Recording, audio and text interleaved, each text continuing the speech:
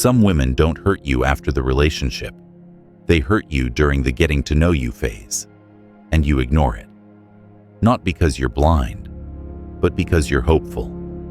You want to believe she just had a bad day, that maybe you're being too sensitive, that love requires patience.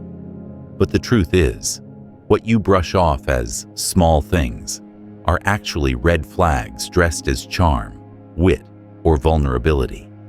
And by the time you realize it, you're already invested in someone who was never safe to begin with.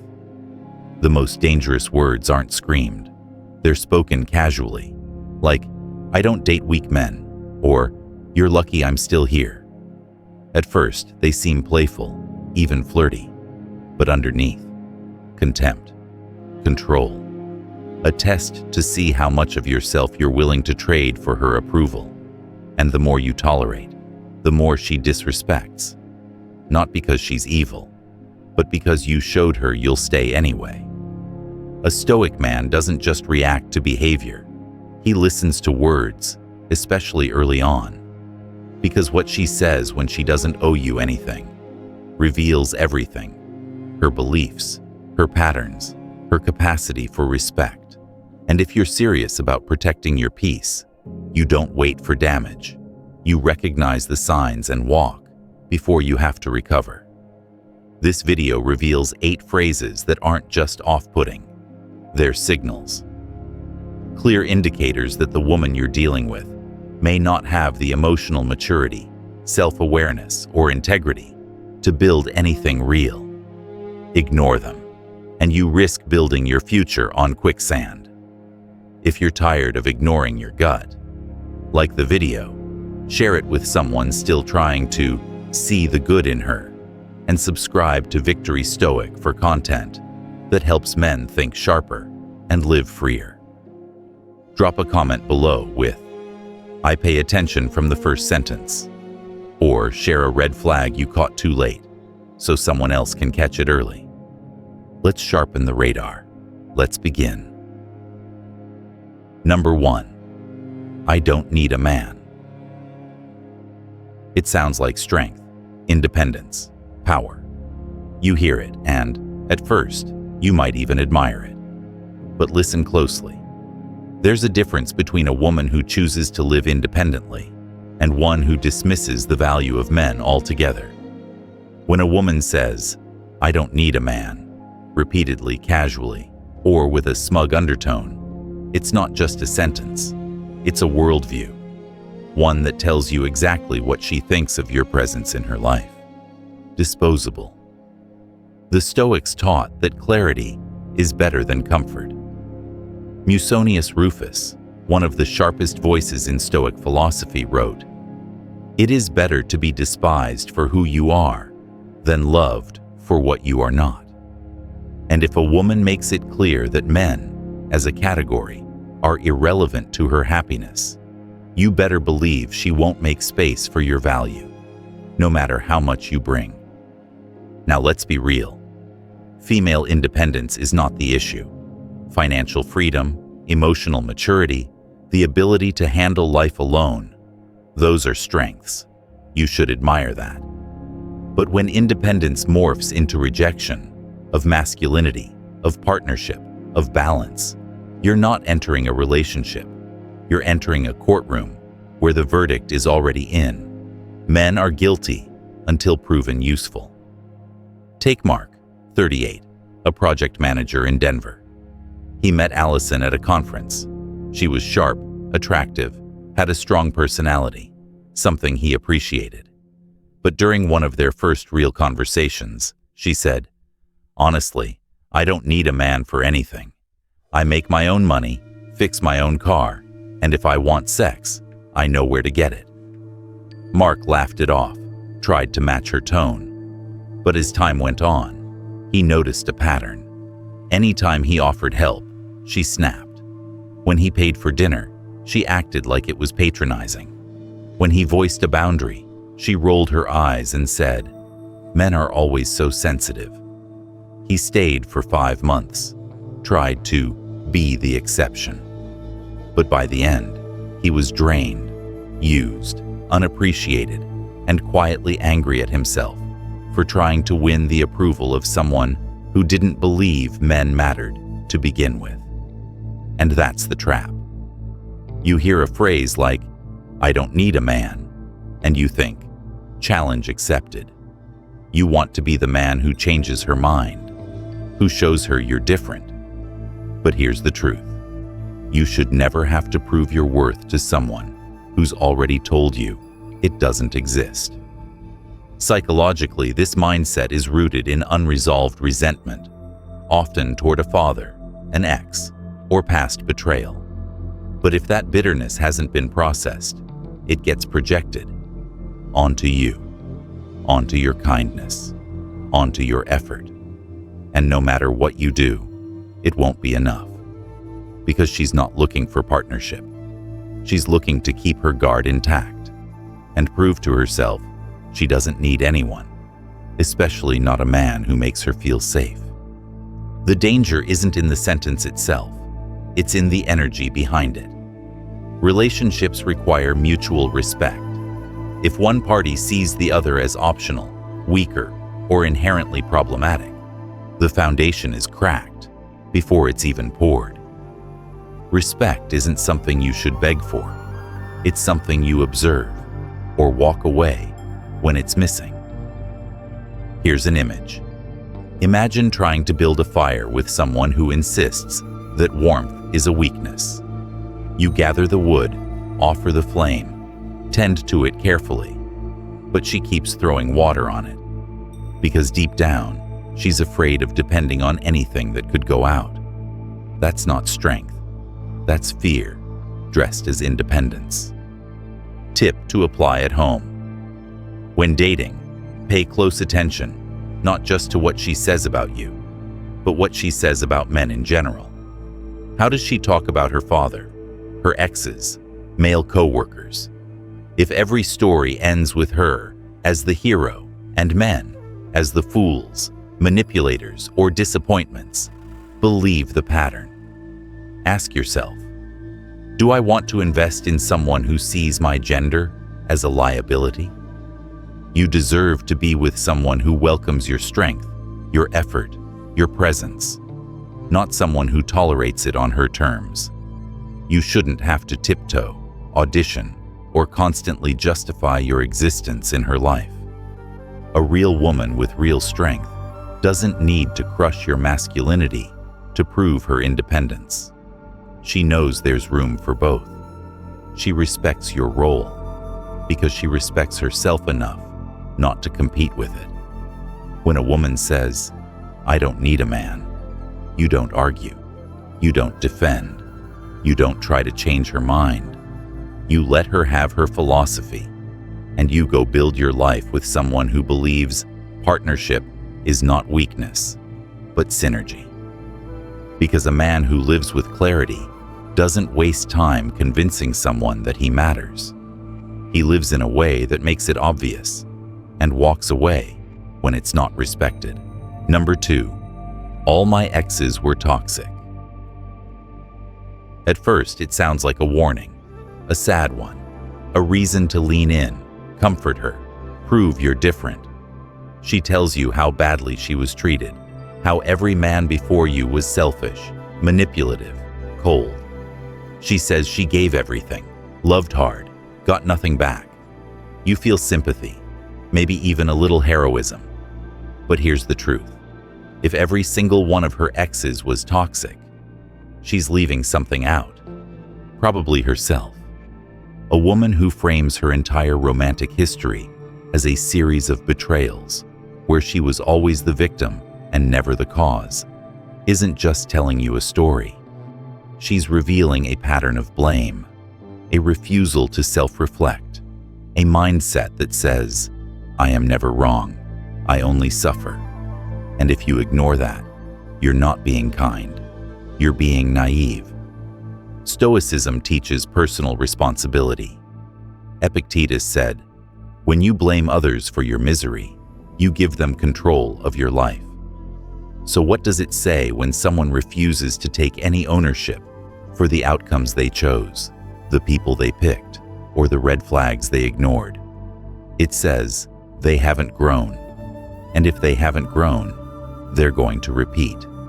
You won't just be the exception, you'll be the next villain in the story. Let's talk about Tyler, 35, fitness coach in Phoenix. He met Riley, a beautiful, charismatic woman with a magnetic energy. On the third date, she opened up about her past. Every man I've dated has lied or cheated. I attract narcissists. Tyler, being empathetic, listened. He thought, she's just been hurt. She deserves someone steady. But over time, whenever conflict arose, Riley shut down or lashed out. Every disagreement became his fault. Every emotional reaction was justified by her trauma. And when he asked for accountability, she'd say, "You're just like the rest." The irony. She turned him into the very thing she claimed to hate, because she refused to see her own reflection. Psychologically, this is called externalized attribution bias, the tendency to assign blame outward instead of inward. It's a defense mechanism that shields ego, but kills growth. People who live in this mindset don't learn from pain. They recycle it. And if you're close, you get caught in the spin. Here's an analogy. Imagine someone who says every restaurant they've eaten at gave them food poisoning. Every single one. Eventually, you have to ask, is it really the food, or is something wrong with their gut? Dating is no different.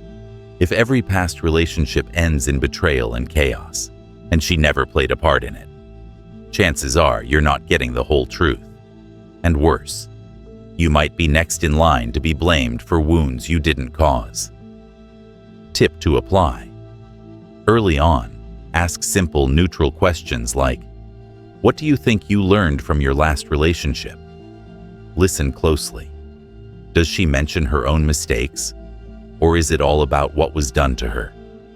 A woman who can say, "We were both imperfect," or "I stayed too long in something I knew wasn't right," is someone who's reflecting, not projecting. But if all you hear is, "He ruined me. He manipulated everything. I was perfect. He was crazy," that's not vulnerability. That's storytelling. And you're not listening to her truth. You're watching her rewrite history to avoid growth. Stoic men don't need perfection, but they demand ownership. Because without it, there's no evolution, no self-awareness, no chance of building anything that lasts. When a woman constantly plays the victim, she's not just dangerous to others, she's dangerous to herself. Because she will repeat the same dynamics, attract the same chaos, provoke the same responses, and act surprised every time. And one day, no matter how loyal or calm or supportive you are, you'll be cast as the next toxic ex. So don't be fooled by the wounded storyteller. Look for the woman who has scars, not scripts. Who can talk about her past without demonizing it? Who owns her part? Who's learned? Because that woman, she's not just strong, she's safe. And that's who you build with, not someone who's still fighting ghosts and looking to you as the next one. Number 3, how much do you make? You haven't even finished your coffee. She doesn't know your middle name. She hasn't asked what drives you, what you believe in, what you fear. But she wants to know your income, not because she's planning a future with you, but because she's evaluating your utility. She's scanning for status, not soul. And if you miss that signal, you're not dating. You're negotiating your worth like a product. This question doesn't always come directly. Sometimes it's, "That's a nice watch. What brand is that?" Or, "Your phone's the new iPhone, huh? I could never keep up with tech like that." Other times, it's a passive comment. "My friend's boyfriend just picked her up in a Tesla. He owns a couple of gyms. So impressive." It's not curiosity. It's a test. She's not listening to who you are. She's hunting for how much you're worth in cash, clout, and comparison. Stoicism teaches us to value character over decoration. Marcus Aurelius wrote, "Very little is needed to make a happy life. It is all within yourself." But when someone fixates on what's on your wrist or in your bank account, before they know what's in your heart or mind, they're not looking for a partner. They're looking for a lifestyle they can attach themselves to. You're not the goal. You're the access point. Let's look at James, 33, real estate investor in Houston. He met Tasha at a birthday party. Gorgeous, well-spoken, playful. On their first date, she asked casually, "So, what kind of car do you drive?" When he said he Ubered that night, she laughed. "Oh, wow. Most guys I know wouldn't be caught dead without their Benz." He brushed it off. Then came, "You must do pretty well in real estate, right?" Followed by, "Do you own your home or just flip for clients?" He told himself she was just curious. But 2 weeks later, when he told her he preferred investing over flexing, she lost interest. Ghosted. James didn't take it personally. He took it as a lesson. She wasn't dating me. She was shopping. And here's the trap. You think you're being admired, but what you're really being is audited. She's measuring your financial ceiling. She's ranking your car, your watch, your phone, not because she values success, but because she wants to inherit it. Without the work, without the partnership, without the soul. Psychologically, this behavior falls into what researchers call hypergamy, the instinct to date up in terms of resources or social standing. In moderation, it's natural. But when it's the first filter, it becomes predatory. And if you build a relationship on material appeal, don't be surprised when it collapses at the first sign of struggle. Here's the 100% Stoic truth. If someone's admiration for you rises and falls based on your possessions, you are not loved. You are leased. You're a luxury she's trying on, not a man she's trying to understand. Tip to apply. In early conversations, notice what she asks about. Does she explore your ideas, your background, your values? Or is she fixated on your job title, income bracket, and how you spend money? If you feel like you're being interviewed for a lifestyle instead of seen for who you are, exit. Politely, clearly, early. A woman who's truly high value doesn't need you to impress her with symbols.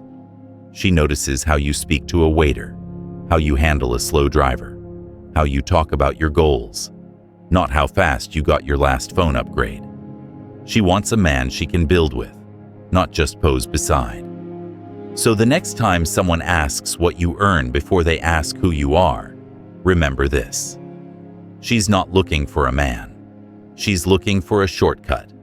And a Stoic never bargains with his dignity, no matter how beautiful the buyer looks. Number 4.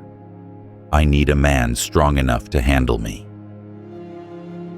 It sounds bold, empowered, sexy even, like she's a force of nature that only a real man can handle.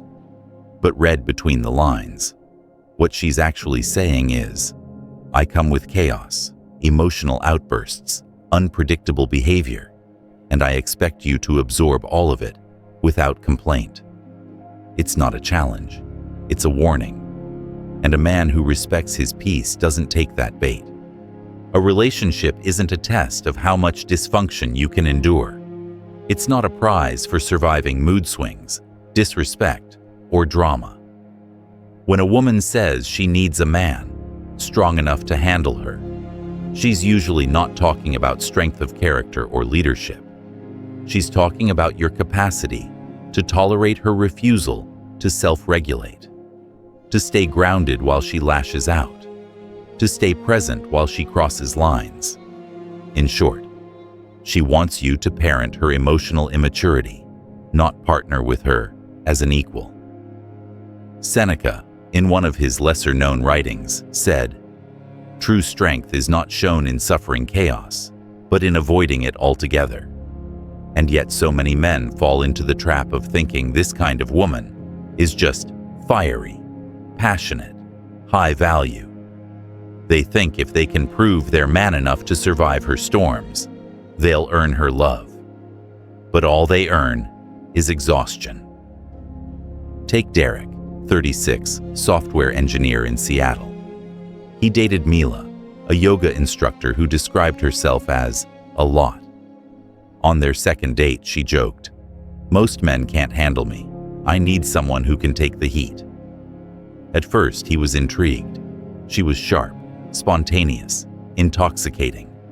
But within 2 months, he was apologizing for things he didn't do, calming her down after she cursed out waiters, and walking on eggshells to avoid setting her off. When he finally told her she was being unfair, she replied, "If you can't deal with a strong woman, maybe you should find someone weaker." He left the next day and never looked back. That's not strength. That's emotional instability wrapped in faux confidence. A woman who uses her volatility as a measure of your masculinity isn't inviting love. She's testing tolerance. And the longer you play along, the more you teach her that her chaos deserves a place in your life. Psychologists call this externalized emotional labor. It's when one person in a relationship refuses to manage their emotions and instead expects their partner to do the emotional heavy lifting for them, soothing, explaining, absorbing. Over time, it leads to burnout, resentment, and quiet self-erasure. Here's an analogy. Imagine being told, "I'm a fire. Your job is to never get burned." That's not romance. That's hostage negotiation. A healthy relationship isn't built on weathering storms. It's built on preventing them. On mutual regulation, not martyrdom. Tip to apply. When you hear this line, don't just laugh it off or see it as flirtation.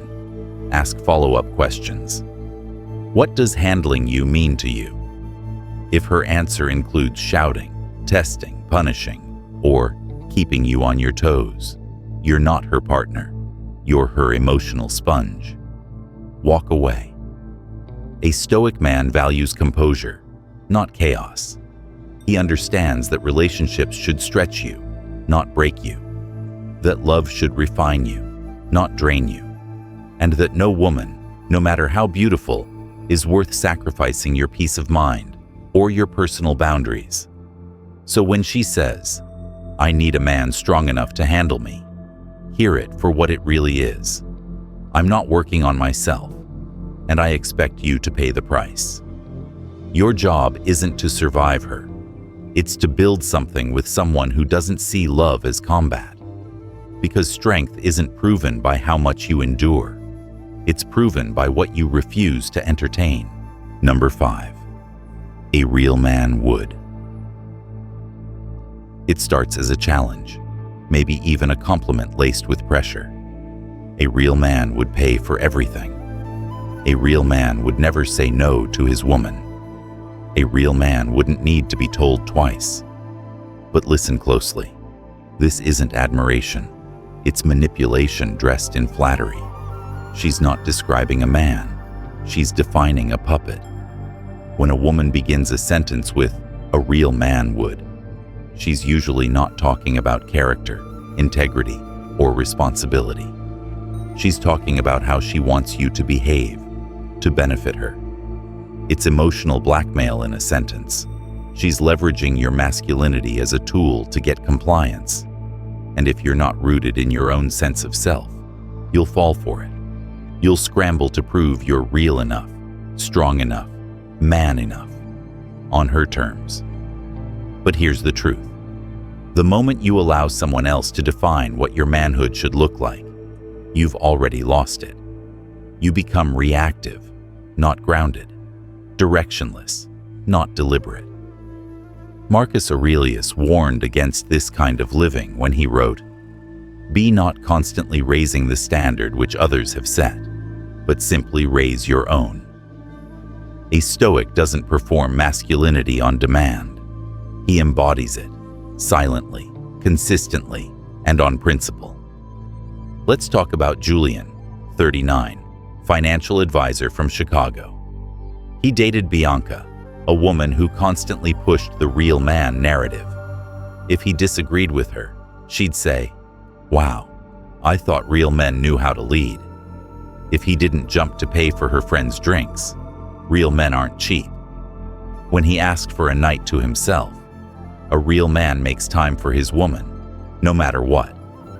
He tried to keep up, to prove himself.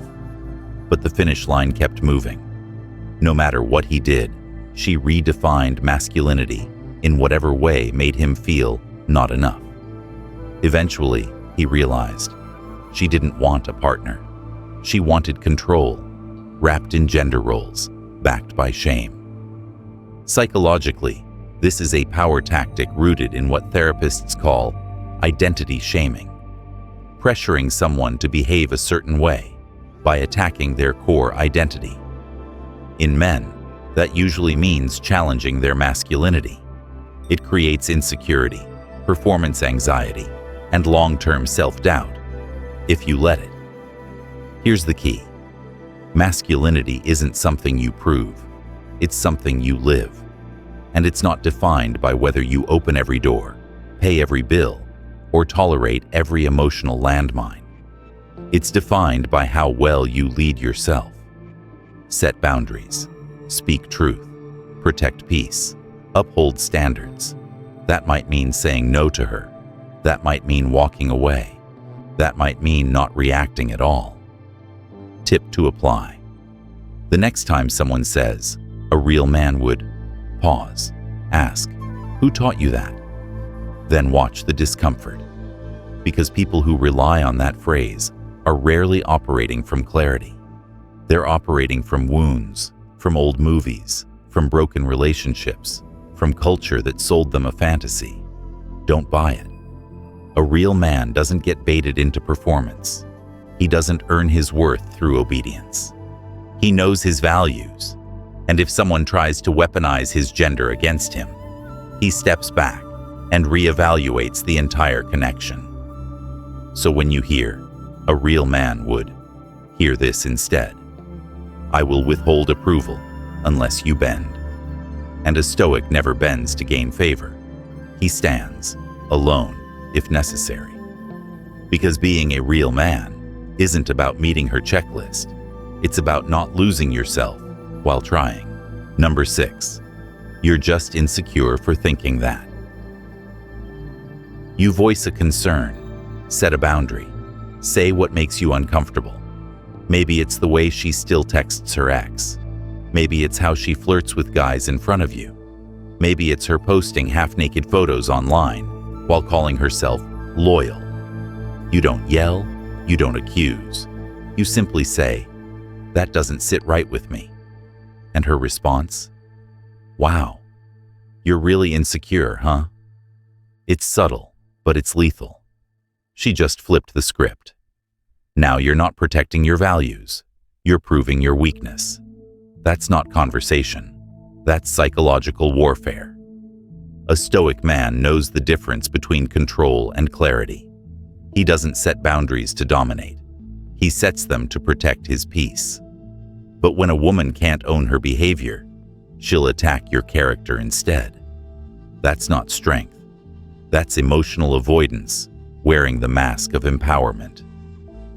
Epictetus once wrote, "If someone does wrong, the harm is to them. But if you allow yourself to believe it is your fault, the harm becomes yours." That's what's happening here. She disrespects your standard, then convinces you it's your fault for having one. Let's look at Kyle, 34, construction foreman in San Diego. He started seeing Marissa, a high-energy, outgoing woman who loved attention. On a night out, she let another guy buy her a drink and flirted with him at the bar, while Kyle stood nearby. Later, Kyle said calmly, "That made me uncomfortable." Marissa laughed, rolled her eyes, and said, "That's not my fault you're insecure. A real man wouldn't be so sensitive." Kyle, unsure, backed down. Weeks later, she was doing the same thing again. And every time he spoke up, she made it about his flaws, not her disrespect. Eventually, he stopped saying anything at all, until the silence between them turned into distance he couldn't recover from. Here's the truth. Boundaries aren't insecurity. They're identity. They show what you allow, what you protect, and what you're building toward. When a woman mocks that, she's telling you she has no interest in growing within the frame you're offering. She wants the perks of a relationship with none of the responsibility. Psychologically, this is called gaslighting, minimizing your feelings to make you question your judgment. It's especially common in relationships where emotional maturity is low, but the need for control is high. And for men, it's a double trap. Society already tells you not to feel, not to react, not to care. So when you do speak up and get shamed for it, you begin to believe that silence is the only safe option. But silence is not strength when it costs your self-respect. Here's the metaphor. Imagine setting up a fence to protect your garden, not to keep people out, but to keep the space sacred. Then someone jumps over it, tramples your plants, and says, "Why are you so uptight?" A real gardener wouldn't mind a little mess. That's what she's doing when she shames your boundary, dismissing your care, trashing your values, and calling it freedom. Tip to apply. Anytime you set a respectful boundary and get hit with, "You're just insecure," stop. Don't defend, don't debate. Just reply with, "Respecting my standards isn't optional.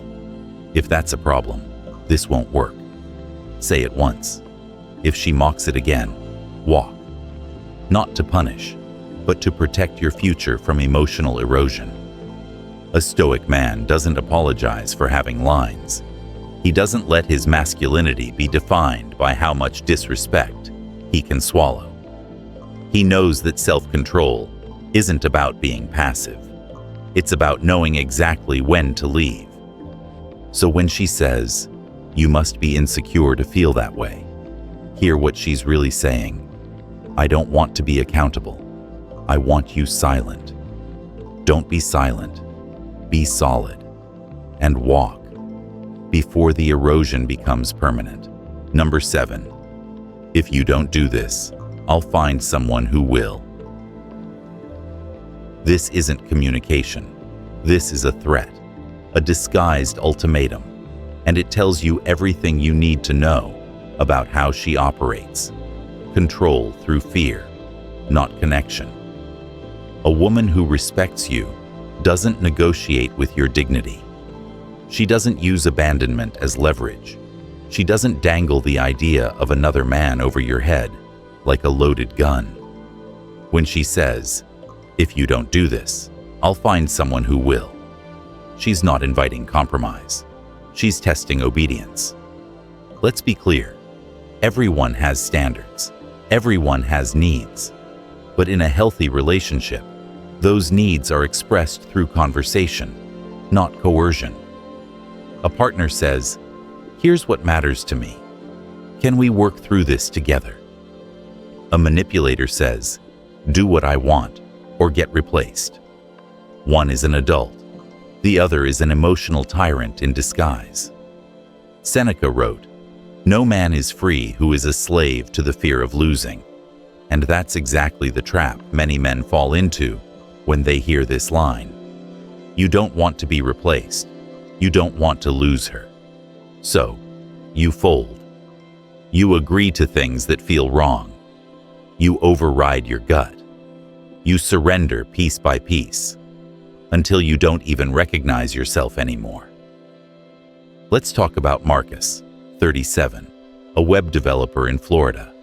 He was dating Elena, who was charming, witty, and constantly pushing for more.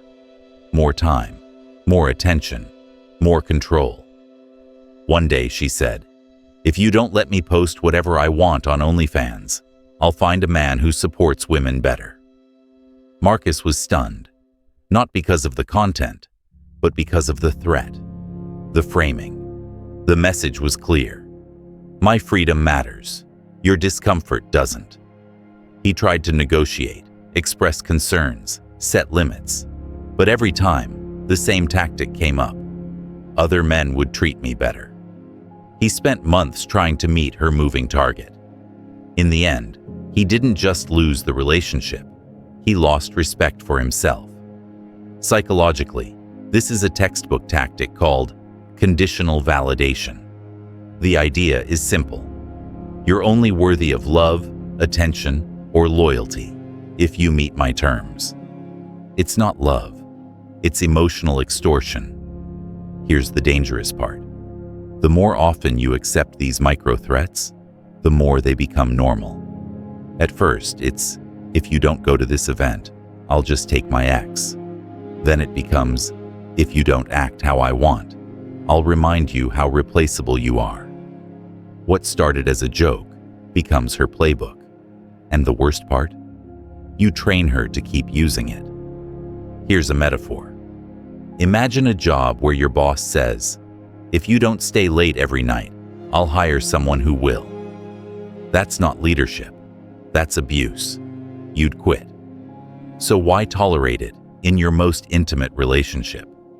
The one place you should feel safe, not scrutinized. Tip to apply. If a woman ever gives you an ultimatum that sounds like, do this or I'll leave, don't panic. Don't argue. Just reply calmly. Then this isn't a relationship. It's a transaction. Say it once. No drama. No raised voice. Let her reveal who she really is. If she walks, she was never invested in you, only in getting her way. If she stays, but continues the threats, leave first. A Stoic man understands that peace cannot be held hostage. If love is only present when you're complying, it's not love. It's leverage. When a woman uses the threat of another man to force your behavior, she's showing you her hand. Believe her. Because one day, she won't just say it, she'll do it. And the worst betrayal won't be hers. It'll be yours, for betraying your own standards to avoid being alone. So when she says, if you don't, I'll find someone who will, don't prove her wrong. Prove yourself right. And walk like a man who knows he's not afraid to be alone, because he's never alone when he stands on principle. Number 8, you're lucky to have me, even when she doesn't say it out loud. She doesn't need to speak the words. You feel it in how she looks at you, in how she corrects you, in how she rolls her eyes when you speak, in how she talks over you in front of friends, in how every disagreement ends with her walking away like she's above it. And you, apparently. She never says, I'm better than you. That would be too obvious, too crass. Instead, she implies it. With every sigh, with every backhanded compliment, with every moment she lets you know. She's the prize here, and you should be grateful she hasn't left yet. This isn't confidence, it's condescension. And a man who has self-respect doesn't stay in a relationship where he's being tolerated instead of valued. The Stoics knew this dynamic well. Musonius Rufus taught that respect must be mutual, or it is not respect at all. The bond between two people must be made of virtue, not flattery, not fear, and not superiority. If one person holds the crown and the other begs to be worthy, that's not a relationship. It's emotional feudalism. Let's talk about Jared, 40, an architect in Portland. He started dating Emily, a sharp, successful woman who made it clear she had options. She never insulted him directly, but she often reminded him how lucky he was. Most guys I've dated couldn't keep up. When he shared an idea for a business, she said, "That's cute." When he was excited about a promotion, she replied, "Well, you still don't make as much as me. When he brought up how her comments made him feel, she dismissed it. Wow, someone's feeling insecure. He stayed because he thought, she pushes me to be better. No, she wasn't pushing. She was pressing him down to stay beneath her. Psychologically, this is what's called one-upmanship in relationships, where one partner consistently asserts superiority to maintain control. It creates imbalance. Over time, the lower partner begins to self-censor, second-guess, and shrink. Not because the love isn't there, but because the respect isn't. Here's the problem. Relationships built on hierarchy don't evolve. They erode. Love stops being about connection and starts being about performance. What you do to deserve her time, attention, or approval. And once that dynamic is in place, you start negotiating with your own self-worth just to keep the peace. Here's the metaphor. Imagine a scale with two sides. In a healthy relationship, the weights shift, but they stay balanced over time, supporting each other. But in hers, she stands on her side and stacks pressure on yours. Her career, her beauty, her confidence, her standards. You start crumbling under it. And instead of offering balance, she calls you too sensitive for feeling crushed. Tip to apply. Pay attention to how she reacts to your wins, your opinions, your presence. If she minimizes them, jokes them off, or always needs to outshine you, you're not seen as a man. You're seen as less than 0.0. And the longer you accept that role, the harder it becomes to return to your full self. A stoic man doesn't need to dominate, but he will never submit to quiet humiliation. He doesn't stay where he's being made small. He walks calmly, clearly, completely. Because if someone truly thinks they're better than you, let them go find someone on their level. And you? Go build with someone who sees you as an equal, not a project. Not someone who keeps you around to validate their ego, but someone who makes you feel like being yourself is already enough. Closing. Some red flags don't shout, they whisper. The most dangerous signs aren't always loud. They don't always come with screaming, cheating, or obvious abuse. Sometimes they come wrapped in charm, humor, high standards, or phrases that sound like empowerment, but hide something darker. Disrespect, manipulation, emotional laziness. And the longer you ignore these subtle messages, the deeper you sink into something that slowly convinces you to tolerate what you once swore you never would. A woman doesn't need to call you worthless for you to feel small. Sometimes she just needs to keep reminding you how lucky you are to have her, how real men would act, or how every problem comes down to your insecurity. These aren't personality quirks. They're control tactics. They're red flags in lipstick and perfume. Stoicism teaches us to trust reason over emotion, observation over assumption. When a woman tells you, directly or indirectly, that she sees you as less, listen. Don't argue. Don't try to earn her respect. Just note it and choose your peace. Because the longer you stay, the more you'll try to prove your worth to someone who never planned to honor it in the first place. This video isn't about bashing women. It's about sharpening your radar, so you stop mistaking emotional volatility for passion, insecurity for honesty, and control for strength. The best relationships are built on mutual respect, not silent power games where one person walks on eggshells while the other walks away from accountability. If this video gave you clarity, like it, share it with someone who needs to see through the noise, and subscribe to Victory Stoic for more content on strength, awareness, and emotional discipline. Drop a comment below with the phrase, "Respect is the bare minimum." Or tell us, What's one subtle red flag you ignored, and what did it cost you? Your story might be the reason another man wakes up in time. Thank you for watching. Stay sharp, stay sovereign, and remember, you don't fix a red flag. You walk past it with your dignity intact.